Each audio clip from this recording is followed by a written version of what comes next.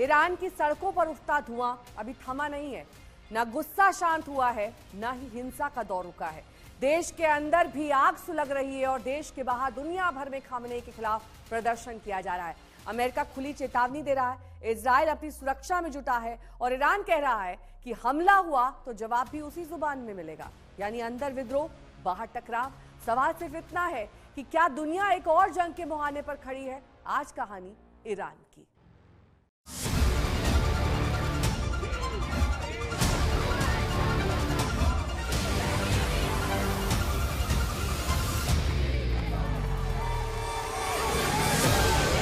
We've been told that the killing in Iran is stopping. It's stopped. It's stopping. And there's no plan for executions or an execution or execution.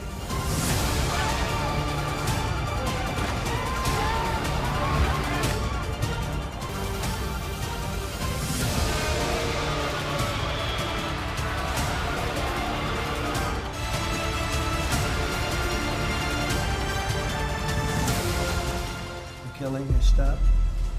That the executions have stopped. They're not going to have an execution, which a lot of people were talking about for the last couple of days. Today was going to be the day of execution.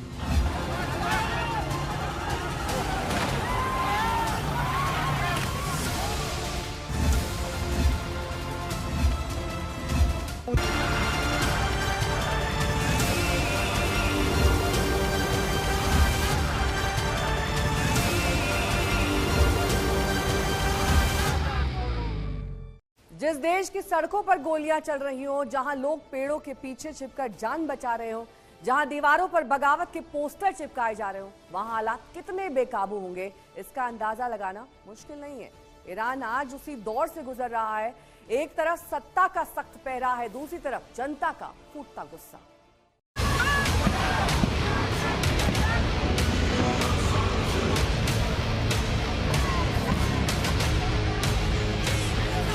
Iranian patriots keep protesting, take over your institutions if possible.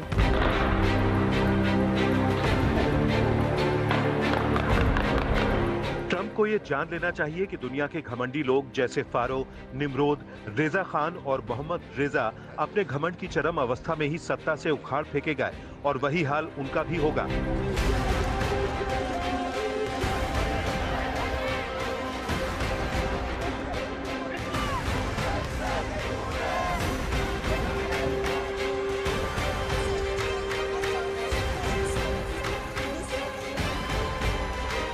के हाथ हजारों ईरानियों के खून से रंगे हुए हैं।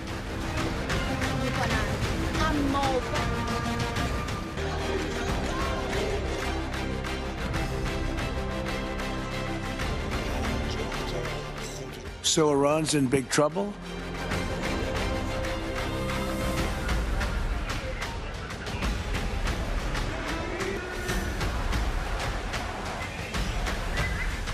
आज कहानी एक ऐसे देश की जो बारूद की ढेर पर बैठा है।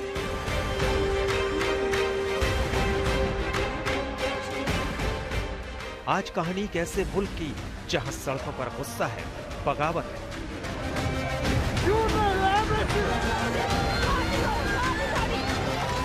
To me, that the people are taking over certain cities that nobody thought were really possible just a few weeks ago. We're watching the situation very carefully. I've made the statement very strongly that if they start killing people like they have in the past, we will get involved. We'll be hitting them very hard where it hurts. And that doesn't mean boots on the ground, but it means hitting them very, very hard where it hurts. So we don't want that to happen. They've done a bad job. They've treated their people very badly, and now they're being paid back. So let's see what happens. We're watching it. Trump को ये जान लेना चाहिए कि दुनिया के घमंडी लोग जैसे फारो, निमरोद, रेजा खान और मोहम्मद रेजा अपने घमंड की चरम अवस्था में ही सत्ता से उखाड़ फेंके गए और वही हाल उनका भी होगा। ट्रंप के हाथ हजारों ईरानियों के खून से रंगे हुए हैं। कुछ मुट्ठी भर तोड़फोड़ करने वाले लोग अमेरिकी राष्ट्रपति को खुश करने के लिए अपने ही देश की हर एक इमारत को नष्ट करने के लिए तैयार हैं। मेरी सलाह है वो जाकर अपने ही देश को संभालें जो खुद ही मुश्किल में है। सवाल यह है कि आखिर ईरान क्यों चल रहा है? आखिर ईरान की सड़कों पर बार बार आग क्यों भड़क उठती है? और सबसे बड़ा सवाल, क्या ये सिर्फ ईरान की अंदरूनी लड़ाई है या इसके पीछे अमेरिका से दशकों पुरानी दुश्मनी की कहानी है? We've been told that the killing in Iran is stopping. It's stopped. It's stopping.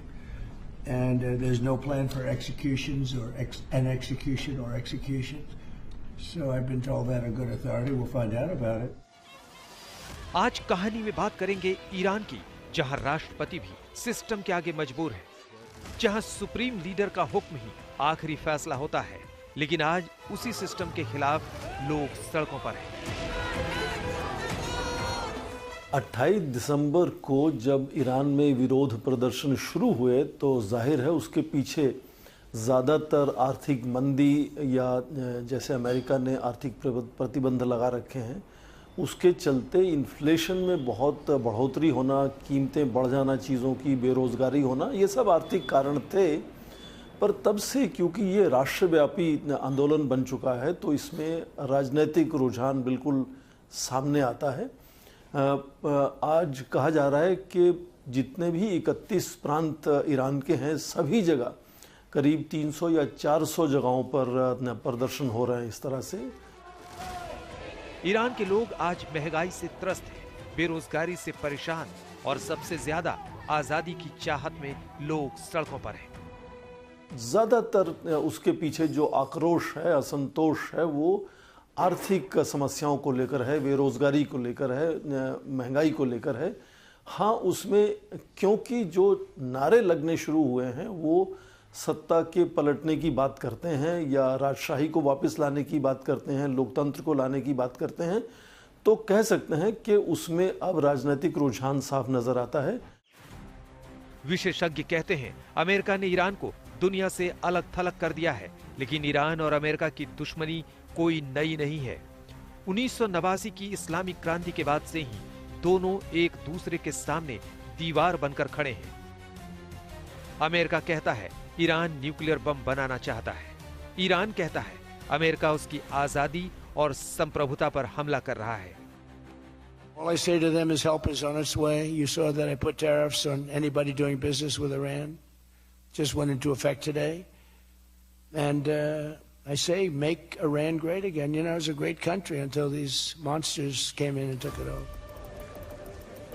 इस दुश्मनी का नतीजा ये है कि ईरान पर सख्त प्रतिबंध लगा दिए गए हैं। डूबती अर्थव्यवस्था की वजह से जनता जबरदस्त गुस्से में है।